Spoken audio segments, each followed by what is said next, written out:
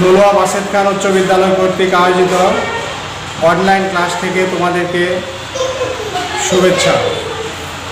আজ আমি নবম দশম শ্রেণীর পদার্থবিজ্ঞান বইয়ের দশম অধ্যায়ের স্থির তড়িৎ বিষয়ে পাঠদান করব।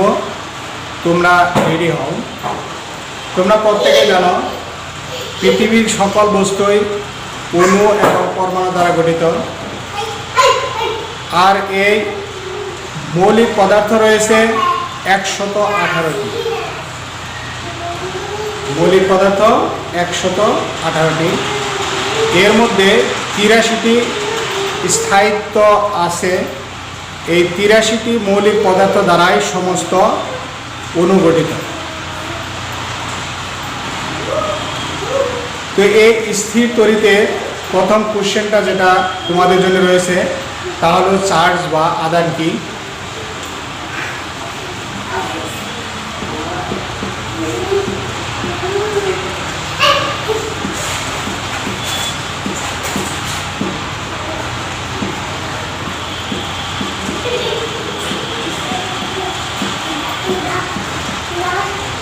চার্জ বা আধান কি? পদার্থ সৃষ্টিকারী মৌলিক কণাসমূহের মৌলিক ও বৈশিষ্ট্যমূলক ধর্মই হচ্ছে আধান।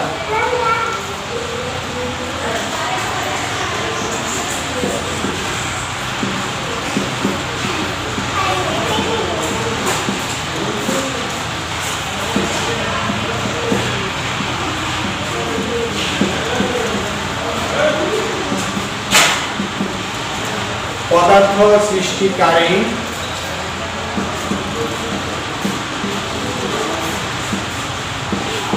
মৌলিক কণাসমূহের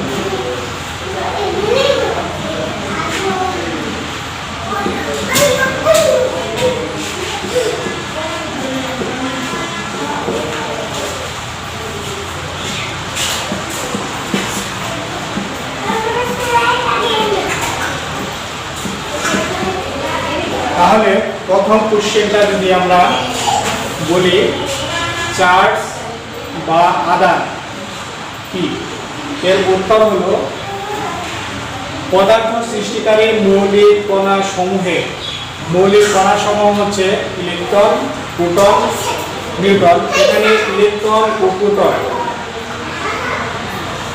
মৌলিক ও বৈশিষ্ট্যমূলক ধর্ম হচ্ছে আধান বা চার্জ। দ্বিতীয় কোশ্চেনটা তড়িৎ বল কি?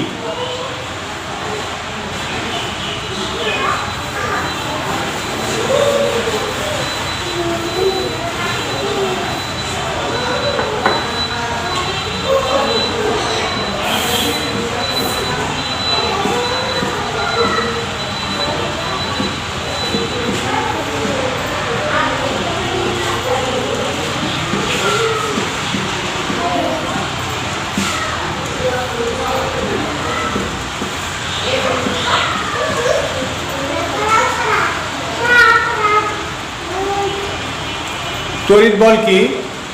দুইটি আয়তবস্তু পরস্পর উপর বল প্রয়োগ করে যা তড়িৎ বল নামে পরিচিত।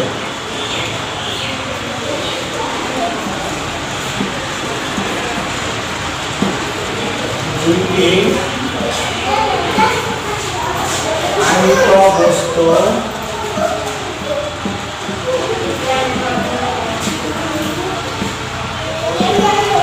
পরস্পরের উপর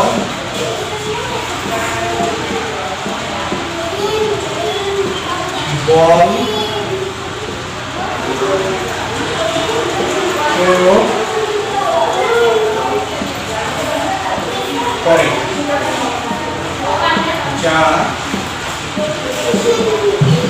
তড়িৎ বল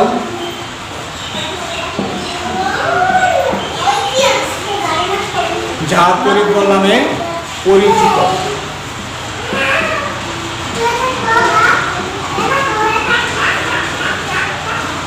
দেখো প্রশ্নটা হলো তড়িৎ বল কি? দুটি আহিত বস্তু পরস্পরের উপর বল প্রয়োগ করে যা তড়িৎ বল নামে পরিচিত।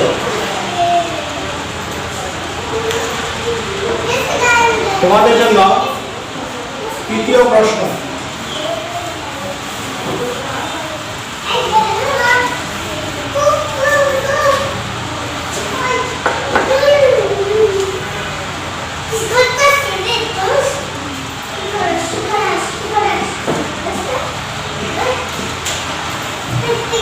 তৃতীয় প্রশ্ন, আহিত হওয়া কি?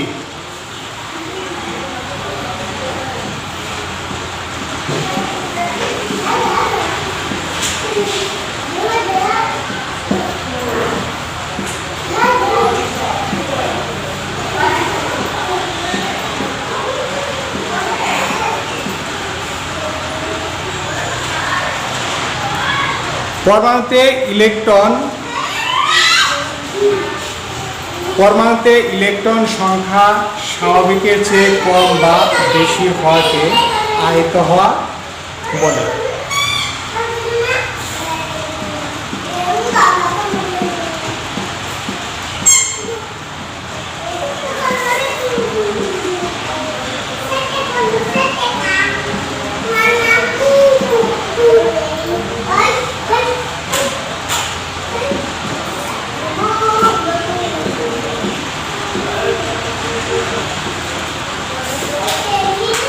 পরমাণুতে ইলেকট্রনের সংখ্যা স্বাভাবিকের চেয়ে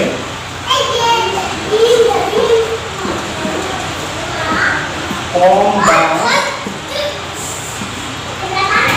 বেশি হওয়াকে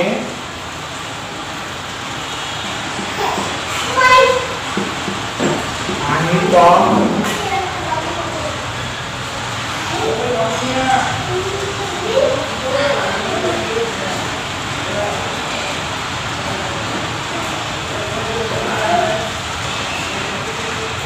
হওয়া বলে। তৃতীয় কোশ্চেনটা ছিল আহিত হওয়া কি? পরমাণুতে ইলেকট্রনের সংখ্যা স্বাভাবিকের চেয়ে কম বা বেশি হওয়াকে আহিত হওয়া বলে। যেমন সোডিয়াম পরমাণুতে ইলেকট্রনের সংখ্যা 11টি। সুতরাং সোডিয়াম পরমাণু থেকে সর্ববহিঃস্থ স্তরের একটি ইলেকট্রনকে যদি আমি সরিয়ে নিই তাহলে এটি ধনাত্মক আধানে আহিত হবে। তাহলে আমরা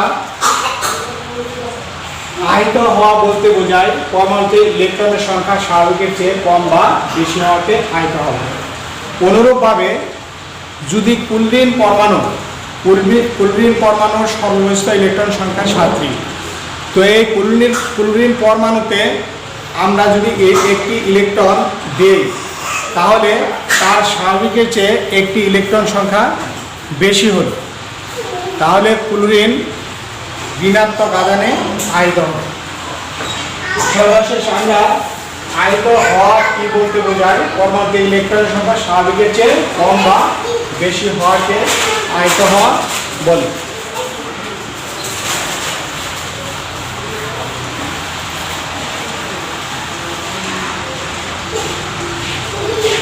এবার তড়িৎ আবেশ কি? চতুর্থ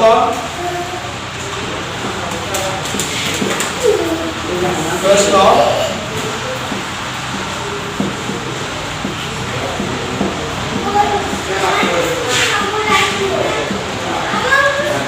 তড়িৎ আবেশ কি?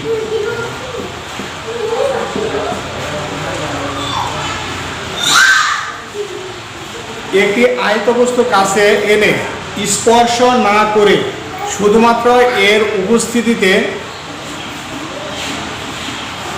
কোনো অনাহিত বস্তুকে আহিত করার পদ্ধতিকে তড়িৎ আবেশ বলে। একটি আয়তবস্তুর কাছে এনে স্পর্শ না করে।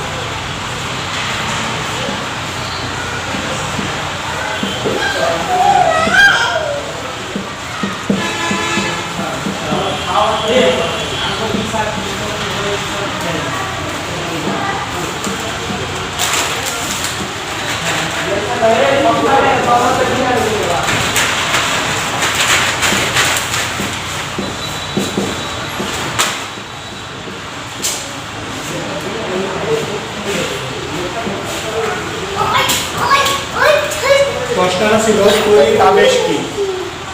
একটি আয়ত বস্তুর কাছে এনে স্পর্শ না করে শুধুমাত্র এর উপস্থিতিতে অনায়ত বস্তুকে আয়ত করার পদ্ধতিকে তড়িৎ আবেশ বলে। স্বর্ণপাত বিদ্যুৎ বীক্ষণ যন্ত্র কি? স্বর্ণপাত বিদ্যুৎ বীক্ষণ যন্ত্র কি?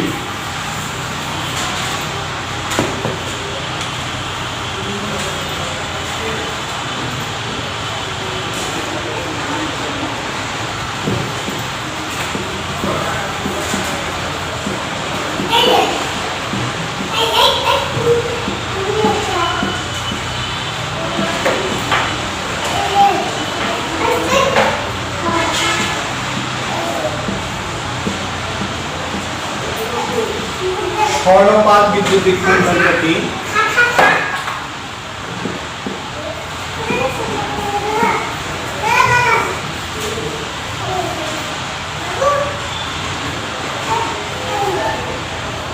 যে যন্ত্রের সাহায্যে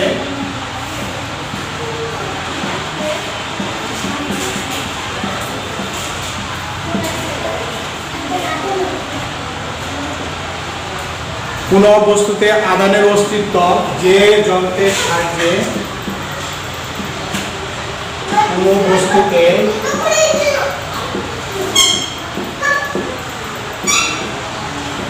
আদানের অস্তিত্ব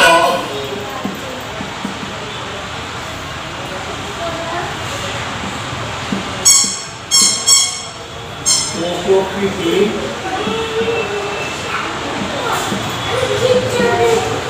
নির্ণয় করা যায়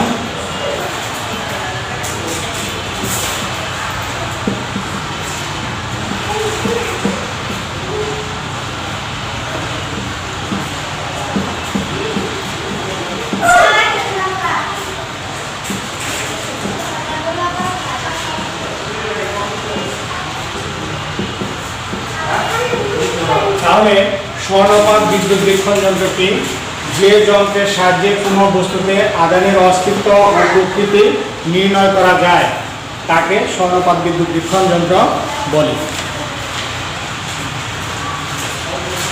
6 নম্বর প্রশ্ন, দুইটি আদানের মধ্যবর্তী আকর্ষণ বা বিকর্ষণ মান কয়টি বিষয়ের উপর নির্ভর করে?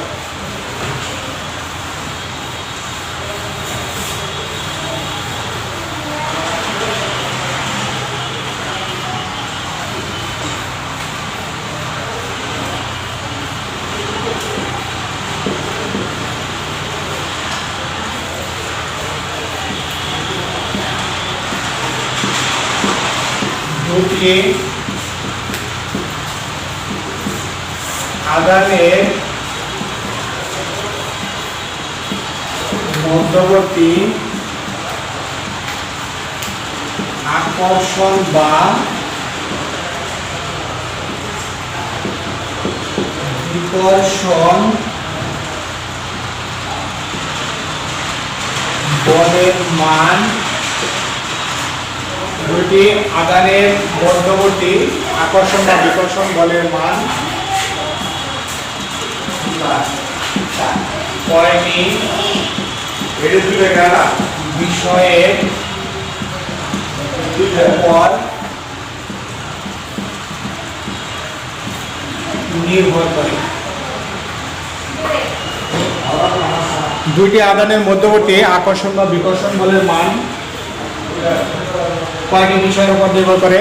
নিশ্চয় তোমরা জানো, দুটি আধানের মধ্যবর্তী আকর্ষণ বা বিকর্ষণ বলের মান তিনটি বিষয়ের উপর নির্ভর করে। তার প্রথমটি হচ্ছে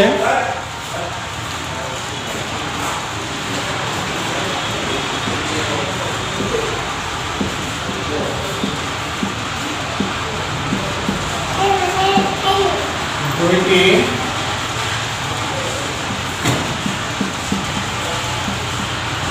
আধানের মধ্যবর্তী আকর্ষণ বা বিকর্ষণ বলের মান তিনটি বিষয়ে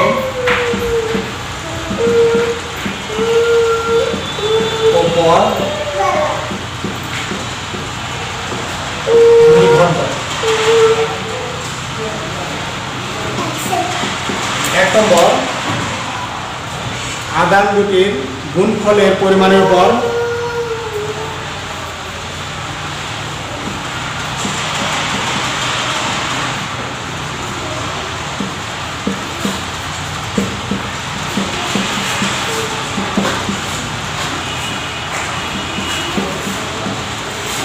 আধান দুটির পরিমাণের উপর আধান দুটির মধ্যবর্তী দূরত্বের উপর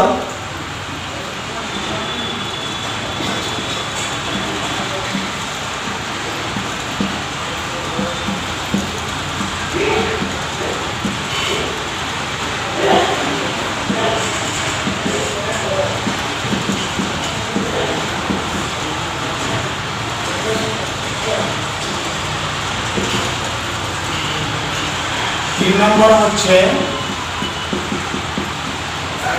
আধান দুটি যে মাধ্যমে অবস্থিত তার প্রকৃতির উপর।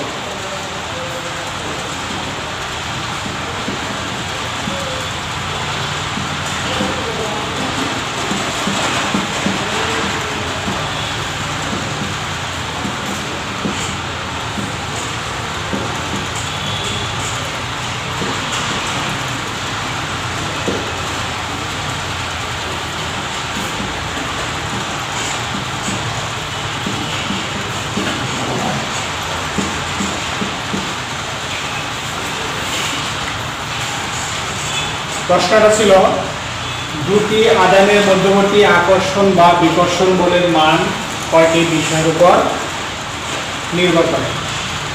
উত্তর হলো দুটি আধানের মধ্যবর্তী আকর্ষণ বা বিকর্ষণ বলের মান তিনটি বিষয়ের উপর নির্ভর করে। প্রথম, আধান দুটির পরিমাণের উপর, অর্থাৎ যদি আধান অবস্থিত তার প্রকৃতির উপর, অর্থাৎ মাধ্যম যদি শূন্য হয় তাহলে একরকম হবে। মাধ্যমের আধান দুটি যদি কোনো পানি মাধ্যমে অবস্থিত হয় বা অন্য কোনো মাধ্যমে অবস্থিত হয় তাহলে মান ভিন্ন হবে।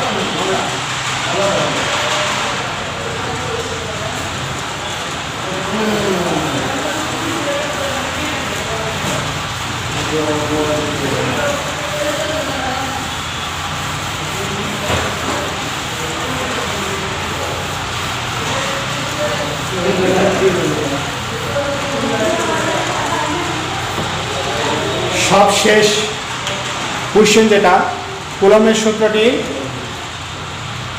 বিবৃত ও ব্যাখ্যা করো।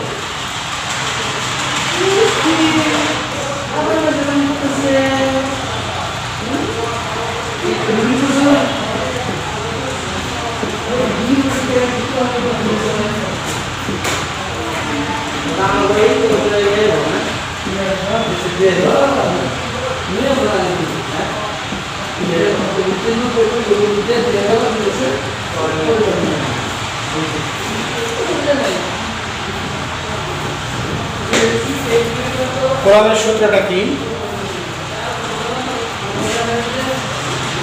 নির্দিষ্ট মাধ্যমে দুটি বিন্দু আদানের মধ্যে ক্রিয়াশীল আকর্ষণ বা বিকর্ষণ বলের মান আদানদ্বয়ের গুণফলের সমানুপাতিক, মধ্যবর্তী দূরত্বের বর্গের ব্যস্তানুপাতিক। এই বল এদের সংযোগ সরলরেখা বরাবর ক্রিয়া করে।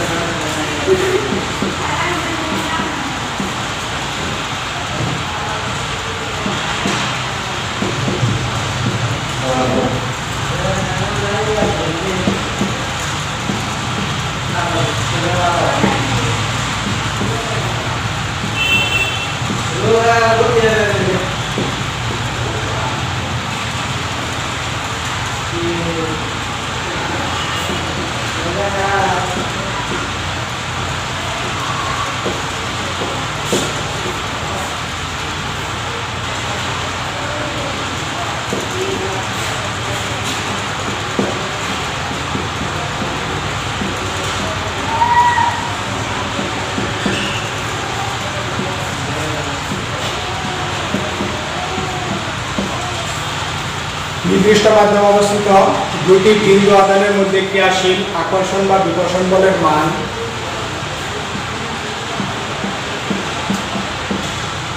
এদের গুণফলের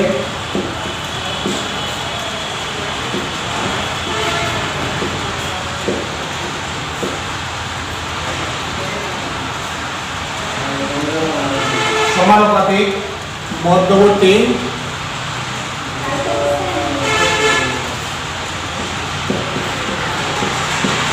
দূরত্বের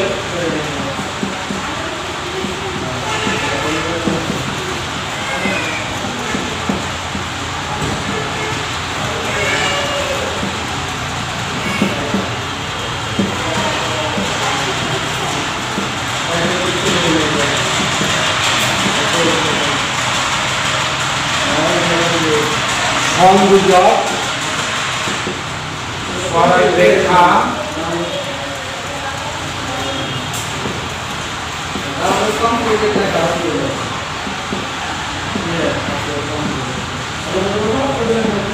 বরাবর ক্রিয়া করে।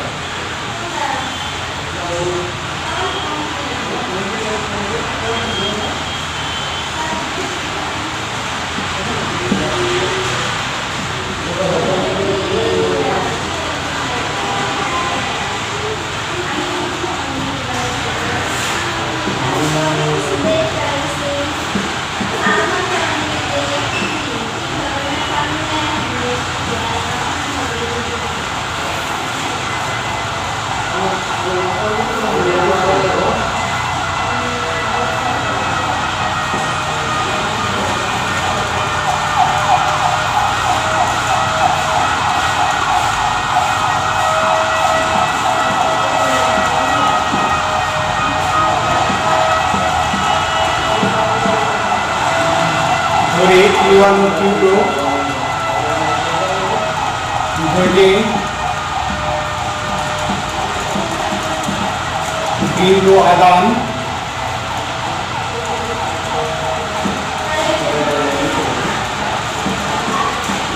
এদের মধ্যবর্তী দূরত্ব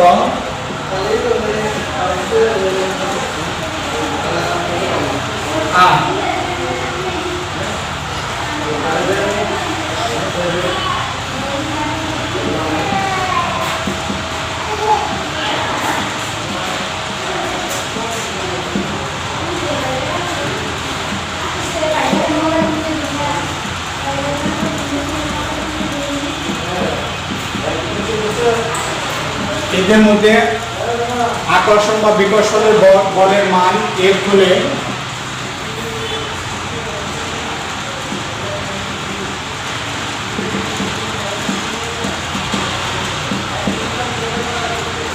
কুলম্বের সূত্র অনুসারে এফ সমানুপাতিক Q1 Q2 by R square. অতএব এফ সমান K Q1 Q2 by R square. এখানে কে একটি সমানুপাতিক ধ্রুবক।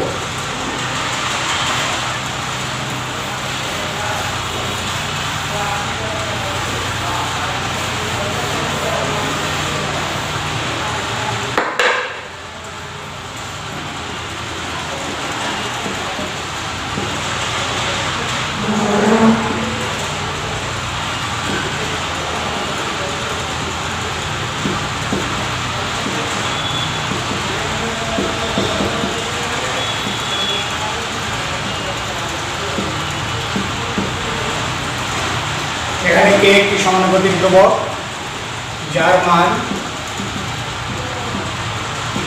9 ×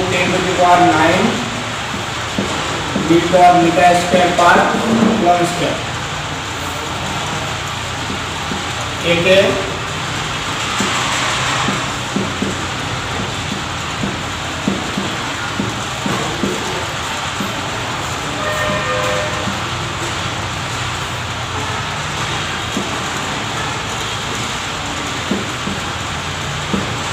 কুলম্বের ধ্রুবকও বলা হয়।